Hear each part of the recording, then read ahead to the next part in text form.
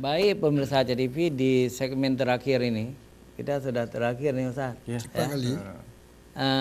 Kita beri kesempatan kepada Abi Husaini untuk bertanya satu lagi. Begini Ustaz kan, tadi ada menyebut masalah zikir.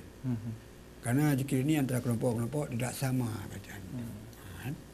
Sebenarnya zikir yang sebenarnya macam mana Ustaz? Itu aja. Jadi kalau zikir sebenarnya ada dua yang diharapkan. Yang pertama adalah zikir yang ada ma'thurat dari Rasulullah, itu yang dipilihnya ini lafadznya dulu, lafadz zikir yang kita ini. Sekalipun kita tidak menafikan boleh menambah zikir-zikir yang lain, kecuali zikir yang lain tapi mengandung yang hampir sama. Jadi tidak ada zikir-zikir nanti yang sudah mengarah ke mantra-mantra. Nah, itu yang pertama. Yang kedua teknis pelaksanaannya. Ada nanti sebagian orang mungkin terlalu berlebihan dalam gerak fisiknya. Tapi kita lihat bahwa khairun umurin awsatuha. Sebaik-baiknya pekerjaan adalah yang pertengahan. Pertengahan. Jadi jangan terlalu berlebihan. Kalau ada ekspresi mungkin, saya lihat ada juga beberapa ini di video yang beredar itu terlalu berlebihan.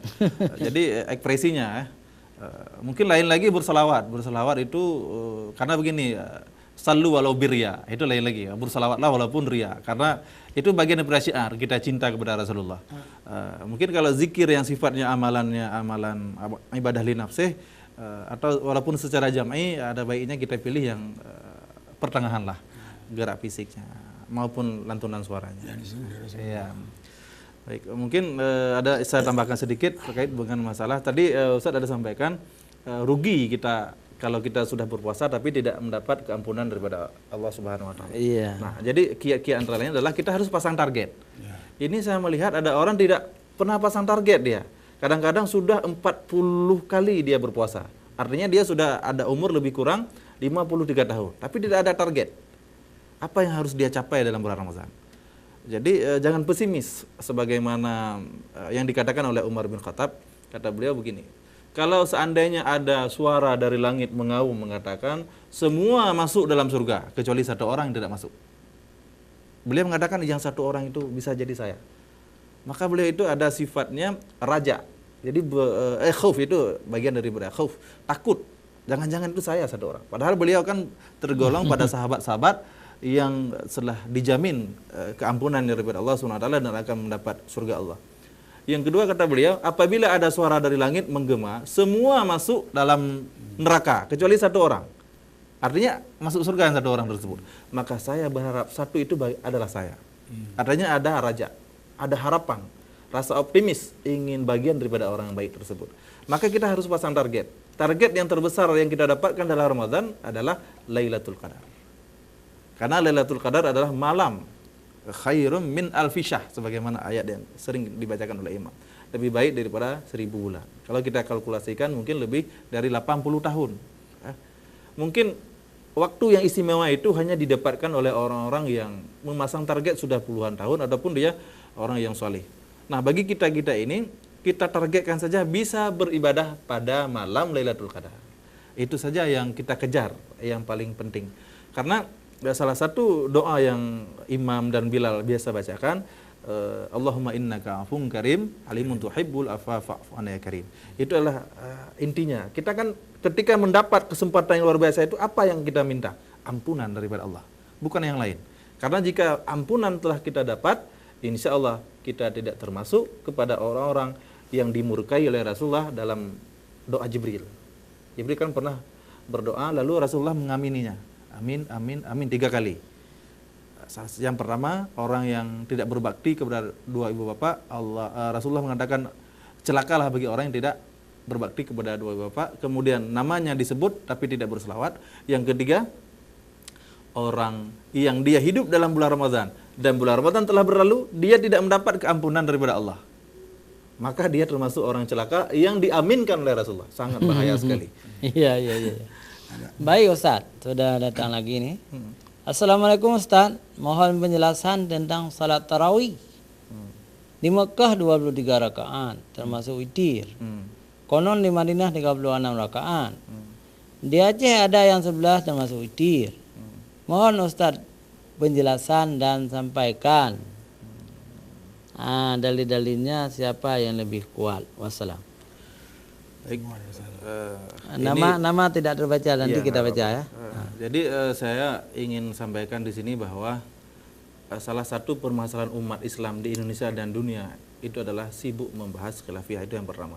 Saya melihat ada beberapa lembaga pendidikan di dunia itu yang sudah lepas landas mereka. Salah satunya ada Al-Azhar Kairo. Ya. Mereka sudah lepas landas membicarakan masalah-masalah khilafiyah. Ya, betul. Iya. Jadi pun jika dibahas itu di ruang-ruang kajian ilmiah, Iya. tidak di ruang-ruang publik jamaah yang awam, akar rumput.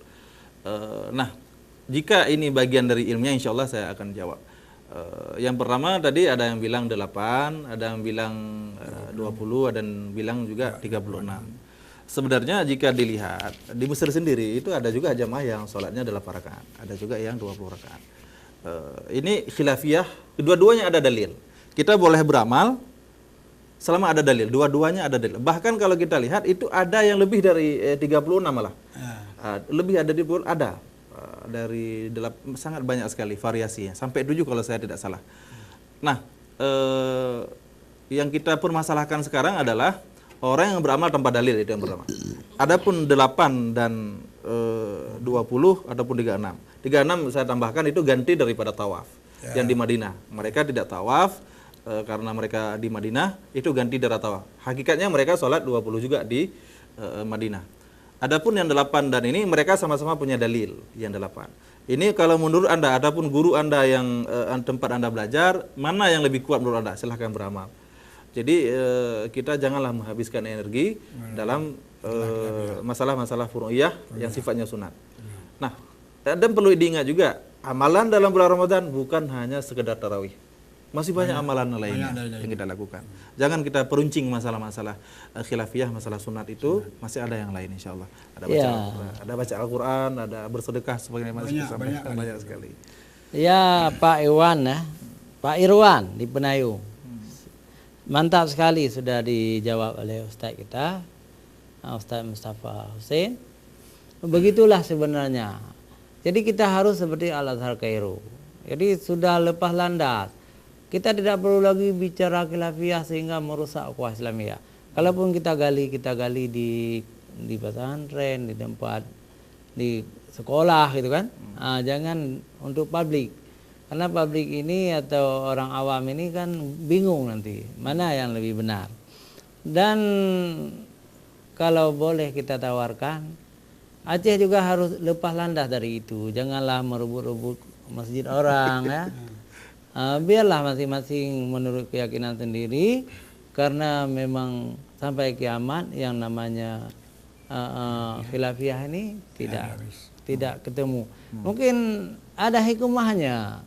Ada hikmahnya beberapa hal itu terjadi khilafiyah supaya umat mau menggali dalil-dalilnya. Tapi kalau satu model orang taklid semua. Tidak mau menggali dalil. Itu hikmah khilafiyah Ustaz ya. Mungkin Ustaz bisa tambah ini. Ya, ada 2 yang perlu tambah. Seperti kutipan dari Ibu Hamka, kata beliau, untuk menandakan seorang hidup, dia itu berbeda pendapat. Dia kalau berbeda pendapat itu bagian daripada dia itu sedang berpikir dan hidup. Yang kedua, itu sudah sunatullah karena kita diberikan akal. Berikan akal, kita berpikir sehingga kita berbeda hasilnya. Yang paling kita perlu sikapi dengan bijak, perbedaan tersebut yang harus kita bijak menyikapinya. Sebagaimana sebuah kata-kata yang sangat populer di kalangan para ulama mujtahid ataupun para ulama besar dahulu, beliau mengatakan ra'yi sawab, pendapatku benar, wa yahtamilul khata', tapi ada kemungkinan salah. Wa ra'yul ghairi, adapun pendapat selain aku khata', salah.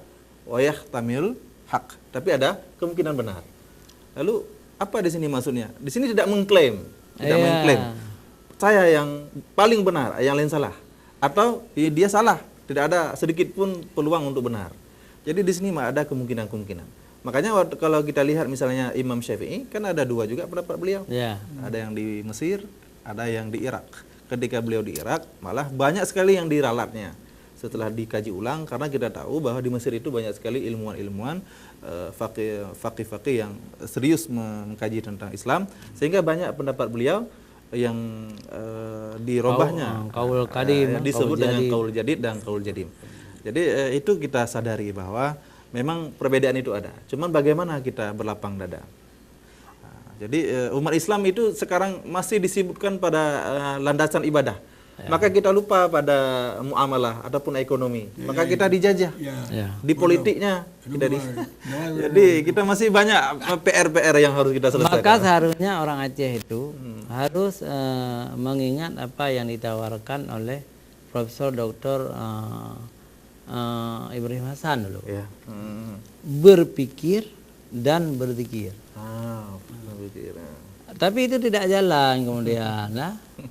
Jadi seandainya orang Aceh mampu membuat pesta gigi saja, itu akan hemat triliun. Pasti. Sekarang triliun kita kirim ke Surabaya. Ya, ekonomi. Itu pesta gigi. Banyak. Rokok ke Surabaya kita kirim. Lalai lah. Ya. Karena kita tidak mampu. Kecuali kerupuk nggak mampu. Baik, kita ini ada SMS tadi, ada SMS kita baca ya.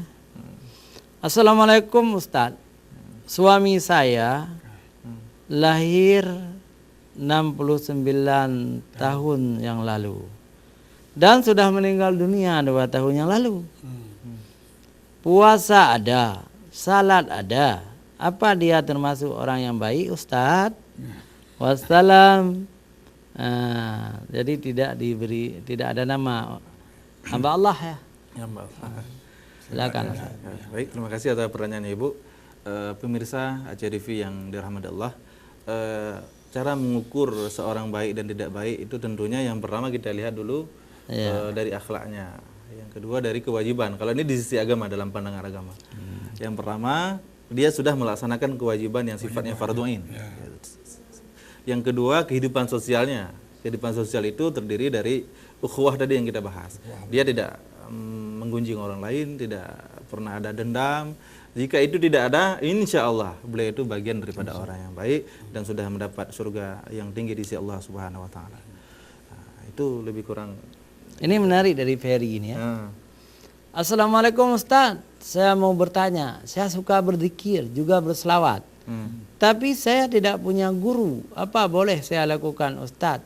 Salam dari saya Ferry. Nah, masalah zikir itu kan ada dua.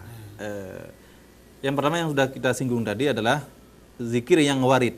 Zikir yang warid artinya yang langsung ada dari Rasulullah. Yang kedua yang ma'surat, itu yang dibacakan oleh para sahabat tapi ada dalam majelis Nabi atau diketahui oleh orang-orang salafus salih. Itu yang paling bagus kita berzikir. Nah, mengenai dengan guru, jika itu yang kita ambil dari sholawat, dari zikir-zikir yang sudah ada ma'surat, ada tertulis daripada salafus salih, itu tidak ada masalah. Untuk apa guru kan sudah ada zikir ini.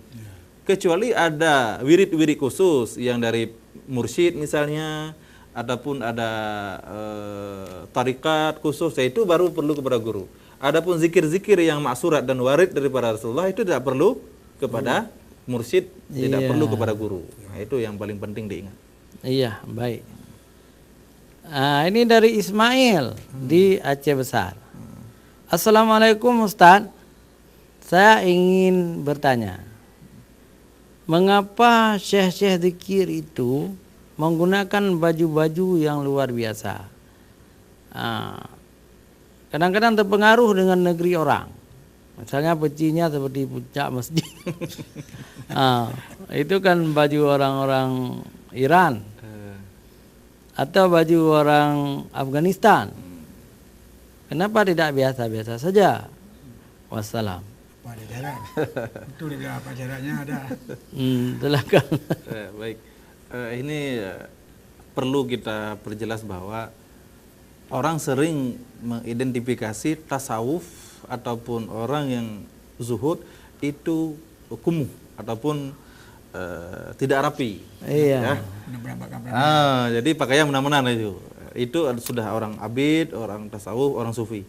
Tapi sekali-kali pergilah ke Turki. Ya, di Turki kami pesantren Darul Ihsan, saya mengajar di pesantren Darul Ihsan.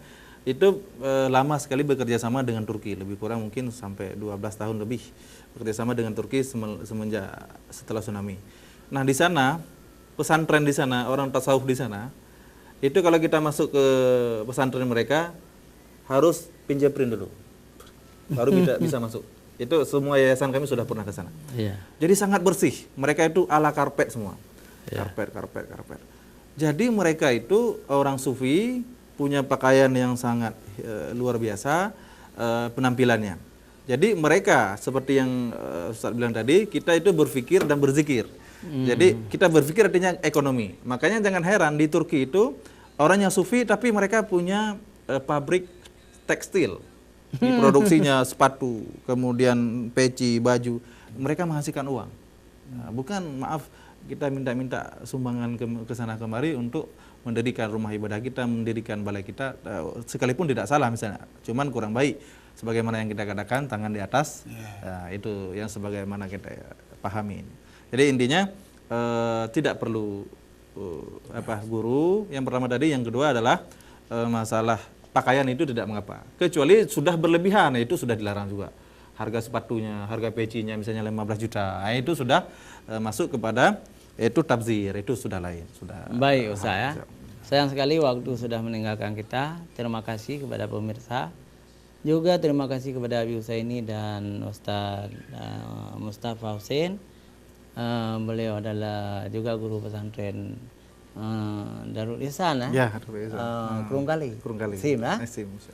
Ya, baik pemirsa JDP, hanya di sini pertemuan kita. Billahi taufiq wal hidayah. Wassalamualaikum warahmatullahi wabarakatuh.